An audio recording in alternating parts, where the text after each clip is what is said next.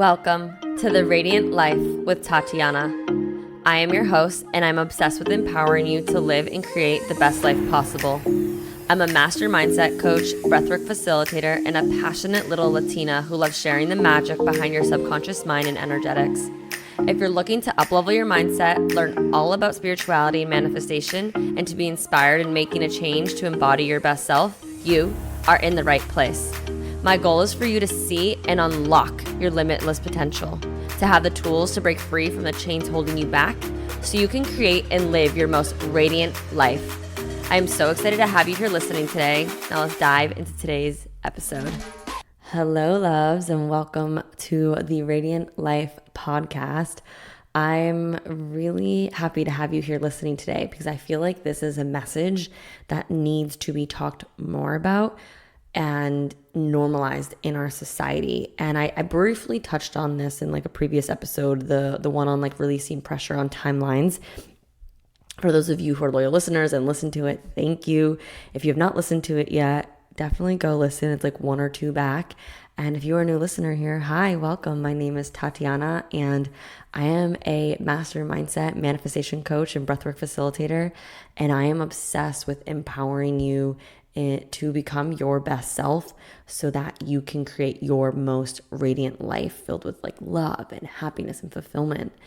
And this topic today around how to embody more of our feminine energy when we're in a world surrounded with masculine energy is something I'm really passionate about because it's something I'm a student in right now. And I've noticed that almost my entire life, I was operating in my masculine energy.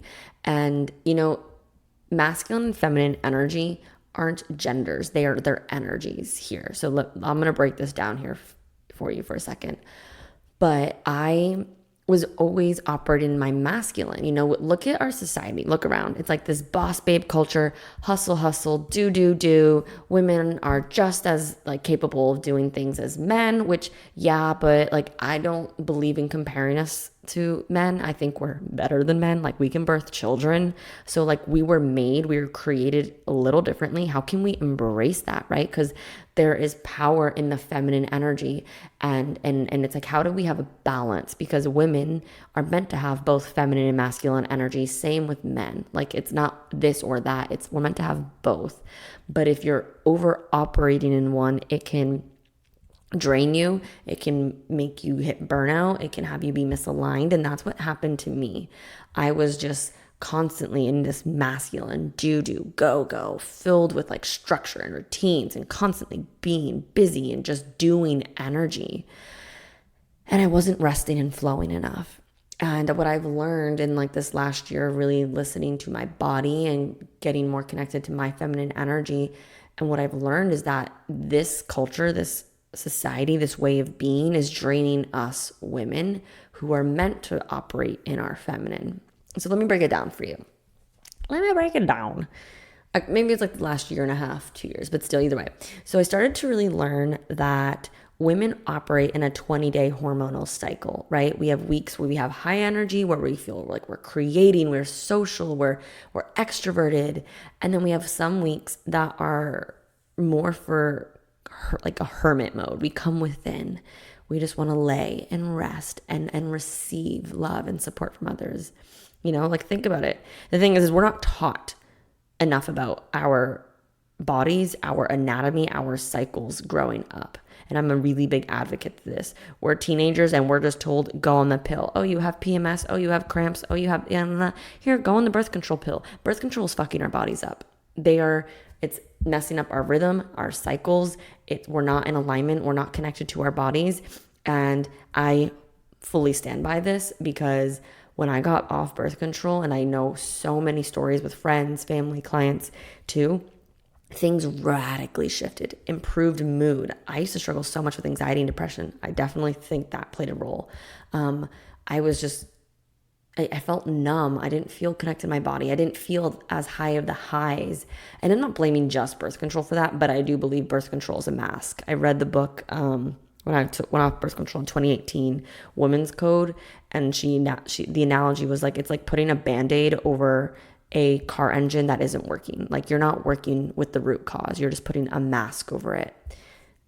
And then we wonder why women are unhappy or struggling with, having babies. And so I'm just going to put that there. You take it, maybe do your own research. But at the end of the day, we're not being educated enough on our cycles and on our hormones, because we live in a world where we're forced to operate in this 24-hour cycle, doing the same things day after day, going to work at 9, leaving at 5, yada, yada, yada, which is totally against how us women are made to operate. That is for the men. Men operate in 24-hour cycles, whereas women operate in a 28-day hormonal cycle. Drastically different, right? So once I began to tap into my feminine energy, which has taken a lot to get to, and I'm still working on it. Like, I'm working on that's like a huge goal of mine, working with my coach right now, is to embody more of my feminine energy. But once I started that, things began to flow better. It felt more at ease, and it's led me to bigger rewards and releasing the pressure. And it kind of does tie into that episode that I recorded. So let me break it down. Because like I said, feminine and masculine energy has nothing to do with gender. It's an energy that we all have and all should embody, but in a balanced way. So masculine energy is more of the doing mode. It comes from a place of logic, reasoning. It's very structured and routine oriented, very action taking, doing, staying focused on task, focusing on our goals, like, the get shit done energy. Whereas feminine energy is more of the being mode, where we're operating in a place of flow and ease. It's the state of being able to receive, the state of being connected to our intuition, where we're empathetic, where we're creative. And I feel like that's been shunned out a lot in this world, especially with this feminist movement over the last few decades of women are just as capable as men. And it's like, yeah, but don't lose sight of what makes us unique and what we're here to provide the world. And I think society is slowly shifting into that, because I believe there is more awareness coming into what has happened from neglecting the feminine energy over the last few years, and more education and awareness around what it's doing to our bodies and to our mental health and to our spiritual health, to our children, right? Like, there's a lot more and more people are becoming aware of this. And at least that's what my environment is flooded with, which is beautiful. But the thing is it's important to have a balance of both energies, because if you're too feminine, then you're too flowy, and you may not be taking enough action and doing the things you need to do routine wise and structure wise to reach your goals, right? But then if you're too masculine energy, you may be going too hard and you may hit burnout, which has happened to me many times. So it's finding the balance of both. And if you are a woman or someone who's operating more in your masculine energy and you want to learn how to tap into your feminine energy, here are a few tips on how I've been able to work on embodying my feminine energy when we're filled with the world of masculine. So the first one is getting connected with your heart and learning to build a relationship with your feelings, your emotions, and your intuition. Your intuition is like that inner voice within you, and that gut feeling that like it's that relationship with that self. And so it's learning about being open and vulnerable with those in your life, with yourself, and really opening up your heart. In a few ways I've been able to do this. It's, I'll share more as we go down, but feeling my emotions as they arise without judgment, without suppressing them, and just, if I need to cry, I need to cry. Okay, cool. That means nothing. Doesn't mean I'm weak. Doesn't mean shit. It just means I feel like crying right now. Cool. It means opening myself up to me. So journaling has been a beautiful way where I used to struggle getting in tune with my emotions. And I was on a lot of medications that I think played a role, not just on birth control. I used to be on Adderall and antidepressant and anti-anxiety medicines that numbed me out. So it was hard for me, but I also had a lot of baggage and trauma where I just unconsciously would suppress my emotions. And I have an episode, I think it's episode 80, where, I used to have this belief and this persona of like bad bitches don't cry.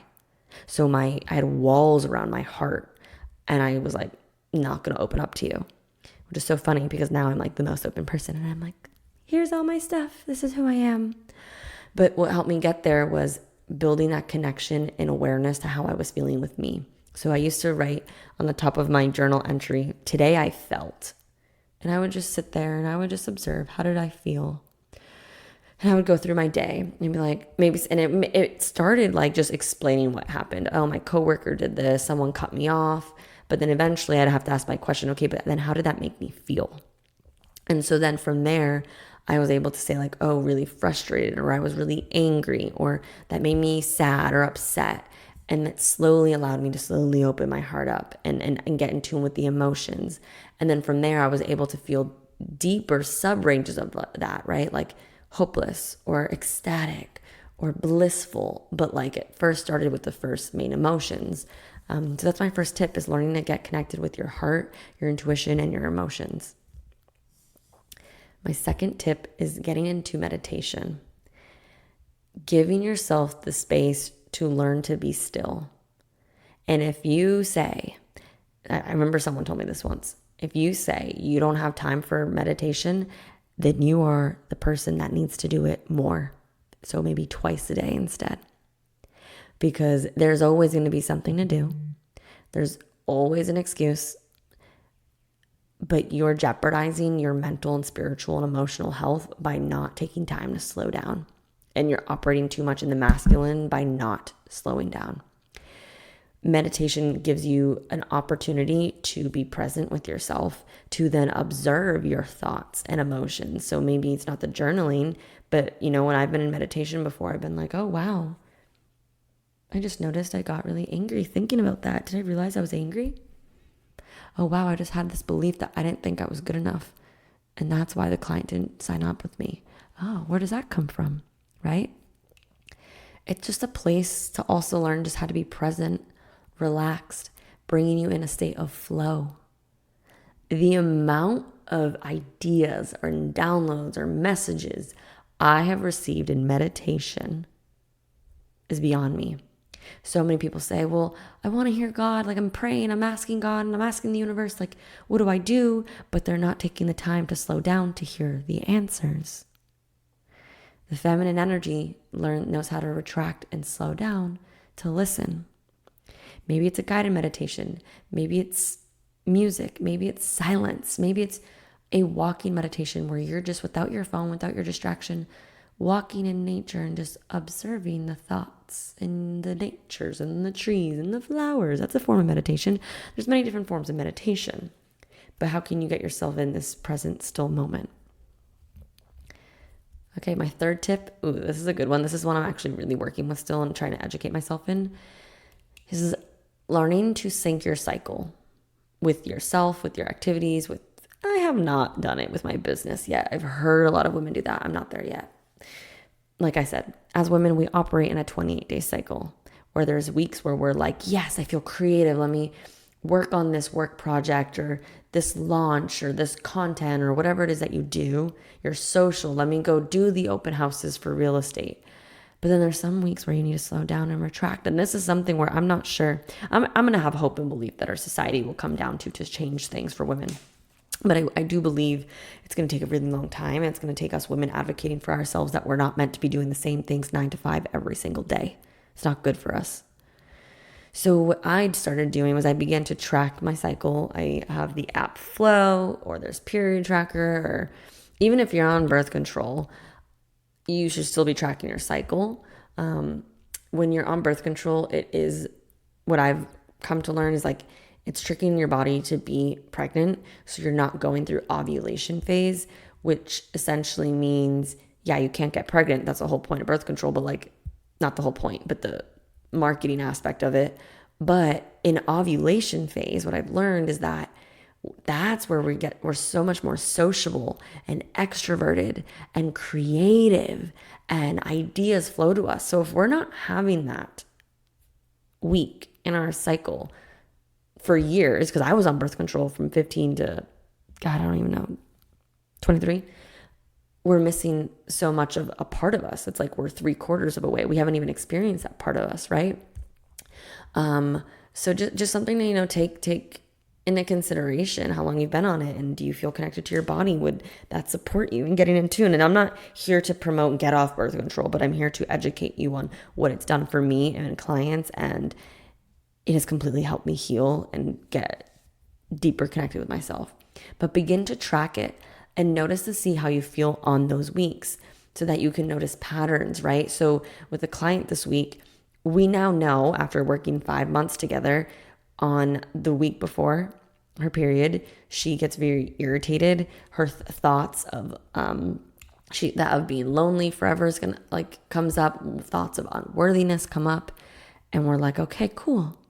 Now, since we're on the 5th month of tracking this and being aware of it, she handled it so differently. She's like, this is because I'm just in this cycle. These are just thoughts. This is what my body's going through. How can I now find activities and new thought patterns to shift this, because it's not true, instead of letting it dictate her? And this used to happen to me too. How can you change your workouts? Maybe on those weeks you do more flow. So on those weeks I do more yoga, more walking, more Pilates, versus heavy lifting the way I used to do. Oh my God. We're meant to have different meals, different nutrients, different projects based on our optimal times. So why not work with our bodies instead of against it? This is my biggest tip, is to learn more of your body. Start tracking your period. Okay, 4th tip. Dance. Movement creates fluidity from our mind, our spirit, and our body, our souls. It's a way to move the energy within us and to express ourselves. I would also like to say here, I think, singing is a beautiful way. It's allowing ourselves to just move energy. So ask yourself, when was the last time you sang? When was the last time you danced? I ask my clients this all the time. They're like, well, I'm not a good dancer. I'm not a good singer. Or I don't know, I feel embarrassed. I don't care. Close the door. Sing in the shower. Put your favorite song on in your bedroom and just dance and move. And maybe that's jumping up and down. Maybe that's stomping. Maybe it's twerking. Who cares? It's just you in your bedroom dancing away. Shaking and dancing and moving will put you in a different space. They say 2 minutes of jumping will drain your lymphatic system, and it's just hard not to be in a better mood after it. Let your body express. This is a beautiful way to get into your feminine energy. Dancing and singing, flowing. All right, what is this? My 5th tip? I didn't number these. To embody more of your feminine energy is self-care practices. So like I said, finding ways to slow down and relax. My favorite are baths. I love baths. I meditate in baths. I do breathwork in baths. Breathwork is also a great way with meditation to get yourself in the present moment and be still in mindfulness. I love putting candles and bubbles and soft music. How can you spoil yourself? Maybe you don't have a bath. So I used to do spa showers. So I would shut the lights off. I would put candles on. I would put an incense or essential oils on the wall because of the steam. It takes away your seeing senses, so you're more in your feeling, smelling senses. Put soft tones on, frequency tones. How can you nurture yourself? How can you love yourself? How can you take care of yourself and your soul? To go a little deeper here, I think I have an episode on this, but maybe not. Maybe I just recorded a reel or want something. This is a beautiful form of self-care. But another form of self-care is doing healing work, doing release work, doing anything that you need to do to release what no longer serves you. Maybe it's going to therapy, counseling, breath work, coaching. Maybe it's working through the baggage and trauma of your childhood or from your first boyfriend that broke your heart and that still lingers. Or maybe there was abuse, or maybe there's just pain that you need to move through, forgiveness you need to do. That is true self-care for your soul. I believe I do have an episode on this, so scroll back. That is also included, because as you heal and you're releasing that no longer serve you, you can step more into who you're becoming, more into your feminine energy. In 2021, when I began my breathwork facilitator program as a student, I don't believe I would be as much in my feminine now if I didn't do the healing work and release work that I did in that program. I did so much healing and so much release. So just something that I recommend for you, lovely loves. Okay, let's keep going. I don't know what number we're on. We have 2 more. Creative activities. Find ways to express yourself. Maybe ask yourself, what did you like to do when you were a child? Right? Did you like to dance? Did you like to paint? Did you like to write poetry? Did you like playing an instrument? Did you like pottery class? Did you like fashion and thinking of outfits? Like, I don't know. How can you create more? How can you let go of the serious self that has to do so much and add more play and ease into your life? Because when you're adding play, you're having fun, you're operating in joy. And let me tell you, your vibration rises when you're in joy. You're a magnet to your manifestations. Opportunities and rewards come to you because you're just in a state of joy. Come back to those childlike activities. I like to dance a lot. I like to play games. I don't really paint, but I like to cook. Cooking's a form of creativity, right? How can you add more of that in? And finally, my last tip, these are all things that have helped me, but this one has helped me a lot too, is time in nature. For me, the model in my brain of a feminine energy is a woman who's connected to nature, the plants, the trees, the animals, like that's in my brain. But nature's a perfect way to embody this slow, present flow. Think of nature. Nature doesn't worry. It always, if there's an abundant amount of leaves, it always has faith that it's going to have the food and sun and rain that it needs. It's trusting. It's releasing. It surrenders. It goes through seasons effortlessly. Like if we can be more like nature, we can move through life with more grace and ease. So how can you give yourself a break from day-to-day chaos and go outside for a walk? Sit under a tree. Observe the birds chirping. Meditate outside. Nature is so healing and it's so life-changing to look into. Oh, I really have developed a really beautiful relationship with nature. And it's funny because, like I said, I'm working with a coach to embody more of my feminine energy. And I've done a lot of healing around bugs. I don't really love bugs, but I'm learning in this phase right now of like doing more healing with bugs and not having to kill them right away. And maybe I save them and put them outside. I mean, that's never going to happen with a cockroach. I told her that. I'm like, ugh. I like want to vomit when I think of that. But I'm thinking like little bugs, right? Like just seeing them as little creatures that are part of our ecosystem. Trying to embody more of my feminine energy here versus like this giant that kills bugs. But anyways, these are my tips. And so a great practice to do is to set aside a day where you have nothing planned. You can let yourself just flow through the day based on how you feel, what you desire to do. Let your intuition guide you. That's something that I'm still working on because I like to plan everything. I'm like, okay, cool. We're going to do, the gym at this time. We'll go to the beach at this time. Then we'll go out to dinner, which is great. But what if I just flowed? Evan and I just got back from our trip to California where we drove the coast from San Diego to Napa, San Francisco area. And it's actually the first trip both of us have not planned anything. We planned our Airbnb stays. So at least I did that because I don't think I could do not that. But other than that, we didn't know what we were going to do, where we were going to go, where we were going to eat. And we were just so in a flow state, right? Like I said, men have feminine energy too. So this is a concept that if you're a partner or you're a man and you want to learn to tap into your feminine energy as well, like good, flow more. This isn't just a woman's thing. It's feminine energy that we all have. And so the more you're aware, the more you slow down, the more you flow, the more in tune you become with the difference in energies of when you're doing versus when you're being, you get to find a more harmonious way of living in life with more balance and more ease and embodying more of this feminine energy. And it has completely changed my life. And I know it's going to change it more because sometimes. Like I've had times where I've had opportunities come up out of nowhere and I'm like, oh my God, I didn't have to do anything for this. I was just in a state of receiving. It's so freaking cool. It's so cool. So those were my tips on how I have been able to embody more of my feminine energy in a world full of masculine. I hope they support you and really help you go into your feminine energy. And so as a recap, feminine is the being, it's the flow, it's the ease, listening to your intuition into your body. So get connected to your heart, open up, find ways of stillness, observe your thoughts and your emotions. I recommend meditation and breathwork. Track your cycle, ladies, and see how you're feeling, what workouts feel good, what are the trends, what are the patterns.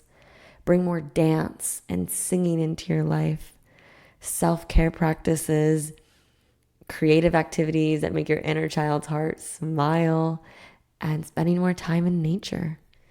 And I hope with little by little, you'll begin to embody more of your feminine energy, more at ease. If you're more of the feminine energy and you need to do more masculine energy, maybe I think having a guest to share that one would be better, because masculine energy comes so natural to me and I can come up with tips, but I think it's better to have somebody find, like my sister's very feminine energy and she's had to learn, she still is learning on how to do more masculine so that she can take action and achieve her goals. And so maybe we'll have her on and have her share how she's been able to do that.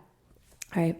Well, thank you all so much for listening. I hope this was an eye-opening conversation, brought awareness to you, maybe have some ideas spiraling. And just as a reminder, if you know me, information is great, but it's shit unless you apply it and implement it into your life. Knowledge is not power. Knowledge, once you apply it, is. So don't just listen to this episode and be like, great, that was awesome, and not do anything with it. Apply one thing today. Go sing in the car. Go dance. Go meditate. Go journal how you felt today. Do something to take action so you can start implementing this into your life. And if you need support in going deeper with yourself so that you can embody more of a balance of these energies to improve your life, your career, your business, your relationships, hit me up. Let me know. I have links to my coaching programs, Embrace Your Radiance, and one-on-one coaching in the show notes below. And I would love to support you in finding alignment and balance so that you can continue to manifest and create a life, business, relationships that you deserve. All right. Thank you so much for listening. If you loved this, tag me on Instagram at Tatiana_Kuto. Share it with a friend. And I will see you next Tuesday for the next episode. Thank you so much for listening. Keep shining your light and have the most radiant day. Thank you so much for tuning in today. If you enjoyed today's episode, please be sure to share it with me and write an Apple iTunes review so I can keep the good stuff coming your way. If you aren't already following me, you can find me on Instagram at Tatiana_Kuto. Make sure to tag me in any posts that you share. I love and appreciate you so much and cannot wait to connect with you in the next episode. In the meantime, go out and radiate your light into the world.